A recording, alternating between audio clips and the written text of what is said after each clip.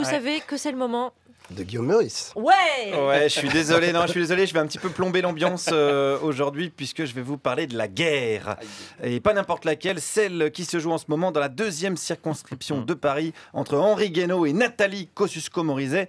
Alors éloignez les enfants du poste, ça va saigner, hein, c'est une lutte fratricide archi-violente avec d'un côté Henri, qu'on connaît bien, hein, 60 ans, auteur de la célèbre phrase « L'homme africain n'est pas rentré dans l'histoire », anti-mariage pour tous, donc l'homme africain n'est pas rentré dans Henri Guénaud non plus, a priori.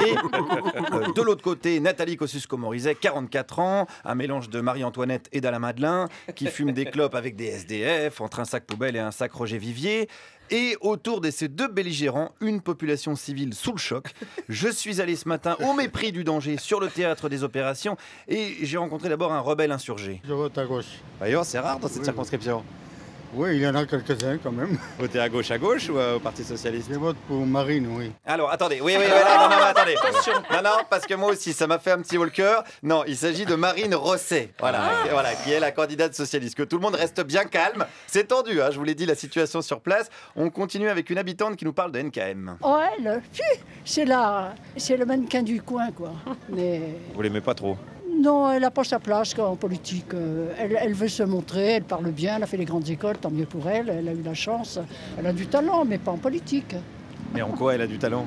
Mannequinat, le showbiz, enfin tout ça. Voilà, tout ça. Alors attention, Henri Guénaud aussi pourrait faire du mannequinat. Oui. Moins pour Sonia Riquel que pour William Sorin, mais quand même, attention, ça compte. Attention parce qu'à force de dézinguer les adversaires de son propre camp, il y a risque de faire perdre la droite tout entière. Que pense ce sympathisant de cette possible défaite? Mieux vaut une grande défaite qu'une petite victoire, mais qui sait après tout. Vous savez, il y a un vieux réflexe dans ce quartier-là quand même. À chaque fois, il y a toujours on dit ça fluctue. Par exemple, Tibéri en 2008, tout ça, on dit ça va basculer. Et puis, in fine, on ne sait par quel miracle d'ailleurs, ça se maintient. Voilà. Tibéri, il avait un avantage pour lui, c'est qu'il faisait voter des morts quand même. Nous, on fait voter les morts vivants parce qu'on a un électorat qui est assez âgé. Et ben voilà, on peut faire la guerre mais avec de l'humour. Et ceci dit, il a raison, cette circonscription, c'est Walking Dead. Les zombies ont des déambulateurs, c'est moins spectaculaire, mais c'est vraiment pareil. Pour être candidat là-bas, il faut pas vendre de la confiance, il faut vendre de la couche confiance directement. Du coup, forcément, ça pue un peu. Ah, vous savez ce que disait Edgar Faure, la politique c'est comme l'andouillette, il faut que ça sente la merde mais pas trop. Et là, je vous avoue qu'on est bien servi là. Voilà, une bonne andouillette bien moisie, comme Alex Vizorek les aime. Hein. C'est vrai que vous aimez bien les trucs moisis, en règle générale. Hein. Je ne parle pas de vos goûts musicaux uniquement. Alors, la question qui se pose, c'est pour qui allez voter ce sympathisant, Henri et Nathalie? Henri ou Nathalie, on ne sait pas, et ben je vais vous le dire, pour aucun des deux. Parce que pour être sûr de bien paumer la circo, il y a un troisième candidat de droite qui se présente aussi, le maire, les Républicains du 6e arrondissement, Jean-Pierre Lecoq, qui a refusé de se désister. Du coup, écoutons ce même sympathisant nous parler de ses deux adversaires. On a la droite populiste, avec Henri Guénaud qui essaie de s'enraciner ici alors qu'elle n'a pas grand-chose à y faire.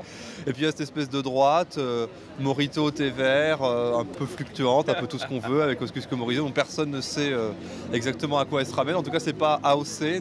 Nous c'est un peu la droite origine contrôlée, si vous voulez. Ah bah, je ne veux rien du tout, mais si ça te fait plaisir, on peut dire que Jean-Pierre est le candidat AOC du terroir. Voilà. Alors, vu le quartier, il faut pas s'enflammer non plus. Il a beau s'appeler Lecoq, ça doit faire un moment qu'il n'a pas vu un tas de fumier.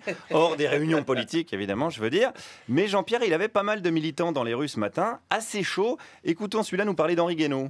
C'est un vieux politique, c'est un scribe, dirais-je. Hein. C'est un scribe qui a eu sur le tard une volonté de carrière politique. Et NKM alors, dans tout ça?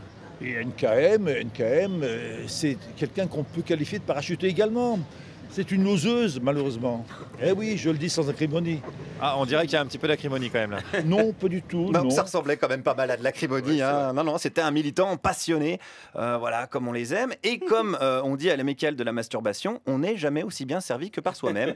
Eh bien, Jean-Pierre Lecoq était là en personne ce matin. Et lui aussi, il joue sur le fait qu'il est du secteur. Alors c'est pas le cas de ma principale concurrente, députée sortante de l'Essonne, élue depuis 2 ans dans le 14e arrondissement. Et Henri Guénaud alors? Il est d'ici, Henri Guénaud, c'est aussi un nomade de la politique. Il est une nomade de l'Essonne, une nomade... Et je profite de... C'est un Touareg un peu, Henri Guénaud. Je vous laisse cette expression qui, si elle était venue dans ma bouche, aurait pu être mal interprétée. Oh, bah je vais te dire, Jean-Pierre, on n'est plus à ça près. Hein. On dit toujours dans une guerre, il y a toujours 2 perdants. Et c'était sans compter la droite de la 2e circonscription de Paris, où il y en aura 3. Guillaume Meurice, merci.